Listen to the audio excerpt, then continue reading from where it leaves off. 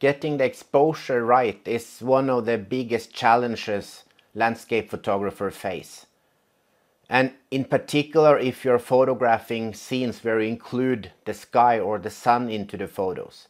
So in this video, I'm going to tell you about exposure, how to deal with exposure in high contrast scene, and I will also give you some practical tips on how to cope with these situations when you're out in the field.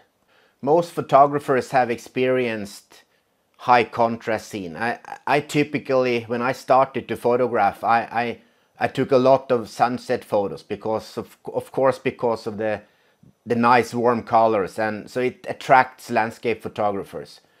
But to my disappointment, most of the times when I got my, at that time, slides film back, the photos were either too bright or way too dark. So it was not, by far not what I expected. When I looked in magazines and watched photos taken by more experienced photographers, their photos looked totally different from mine. Their sunset photos were balanced and had nice colors, and you can see the foreground and the sky as well. And I was doing everything I could. I adjusted shutter speed and exposure, and I tried to make my photos look like theirs. But somehow I wonder if I was missing something. Did they have a magical button on their cameras? After a lot of failures and reading and suddenly I understood that there is more into this than just the camera. You need to know the techniques how to deal with high contrast scenes. And I realized at the end there is no magical button on the camera. So first, let's look at exposure. What is exposure? Exposure is how much light you are allowing into the sensor in your camera. So it's the brightness level of your photos. If your photos are dark or if your photos are bright. And you want them to be balanced, not too dark or too bright. So let's see a couple of photos here. This is an example of a photo that is way too bright. The sky has no details. It's more or less white.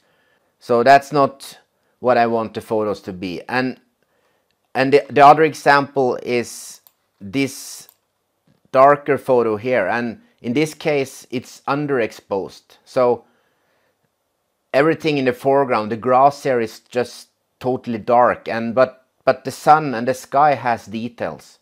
So you can see there are some textures on the sky. But I don't like that the foreground is dark. How do you deal with this? There are three settings that decides the brightness levels of your photos, and that's the aperture, which decides how much light you allow into the lens. It's the opening of the lens. And the shutter speed, which determines how long you allow the light to stream into the camera. So with these two settings, you can balance and decide how bright your photos is going to be. And you have a third setting that is ISO, but for this purpose we are not talking about ISO. This is the exposure triangle, and if you don't feel comfortable with this, I have linked to a blog post in the description below the video. All digital images are made up by pixels. And these pixels have different tonal values. You have the darkest pixels on the left side of the histogram and the brightest pixels on the right side of the histogram. A well-exposed photo have pixels that are distributed evenly all the way from the darkest to the brightest pixels. And in a high contrast scene, you will typically see that the histogram is spiking up the sides of the histogram. So depending on your camera, some cameras deals with this better than others, but in general, if you see that the edges of the histogram is spiking up the sides, it means that you have reached a level that your camera can deal with. The worst thing that can happen is that if the histogram is spiking up on the right side, meaning that you have too much bright pixels, you are blowing the highlights, so you will have no details in the sky. It turns totally white. This is a problem in landscape photography and one of the biggest issues landscape photographers have. And it's important to bear in mind that what our eye sees is totally different. Our eyes are capable of dealing with a much higher contrast than a digital camera. So how do you deal with this when you're out in the field shooting a high contrast landscape? You basically have the two settings we talked about, aperture and shutter speed, to play with. As I can show you in this photo here, if you're adjusting either of them, you will switch the whole histogram to the left or to the right. So if you look at this photo, it's overexposed. So what I want here now is to reduce the brightness of the sky. So I want to darken the sky. And I can do that by using a longer shutter speed or a smaller aperture on my camera. But the thing is that if I adjust any of this setting, it will influence on the whole image. So the brighter areas will be darker, and the darker areas that already are too dark will also become darker. So this is simulating I'm reducing the exposure. So now the sky starts to look okay, but now the foreground is totally dark. So this is not what I want. And this is something you cannot handle in the camera. You need to use other tools to deal with such a situation. So it's not about the camera. It's not about this magical button I was looking for when I was learning photography. So one thing you can do is to use these graduated neutral density filters. And if you can see it, it has a dark area at the top, and then it transitions to totally transparent at the bottom. So what you do is you put it on the camera in front of the lens. You add the gradient filter in front of the lens, and you try to adjust so that the transition of the filter is kind of hitting on the sky, so on the horizon. It's hard to see on the video, but that's one option you have to do. And you have probably seen a lot of photographers with these kind of filters in front of their cameras. The idea is that the darker part of the filter will darken the sky, so you're not exposing the sky as much as you are exposing the bottom part of the photo. And the other thing you can do in the field is to bracket. And bracket means that you're taking two or more exposures. So you're making one exposure where the sky is well exposed, and you make another one where you expose for the foreground, and then later in software you are merging these together.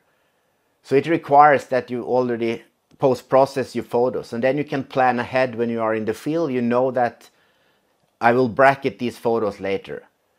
So now let's look at what you can do when you are back at the computer and you're using your post-processing software. This is where the advantages of post-processing is obvious. So if you look at this photo here now, this is as good balance as I could do with this photo here. The foreground is kind of okay, but the sky is too bright for my taste. In the camera I could just make a total exposure, so which will interfere on both the sky and the foreground. So you will switch the whole histogram to the left or to the right.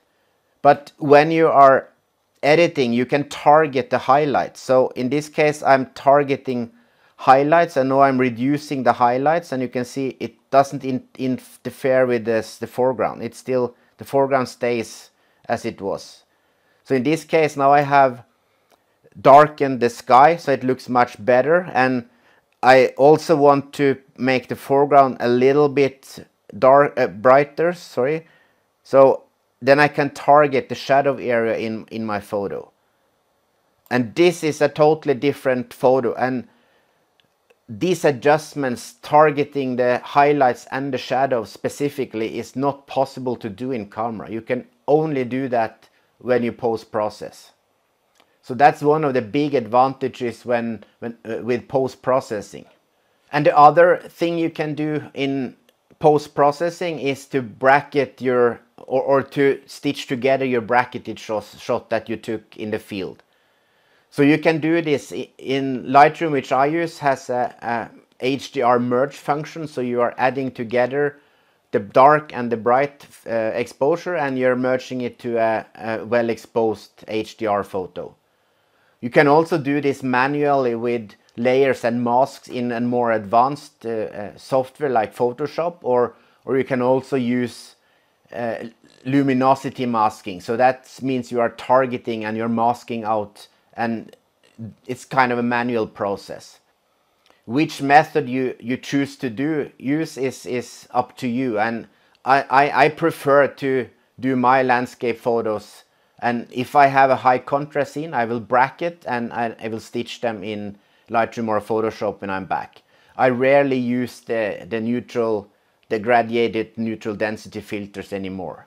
I hope this video helped you to get a better understanding on how to deal with these high contrast scenes when you are shooting, when you include the sky and the sun in your shots. And if you like the video, please give it a thumbs up and subscribe to the channel if you're not already subscribed. And until next video, goodbye.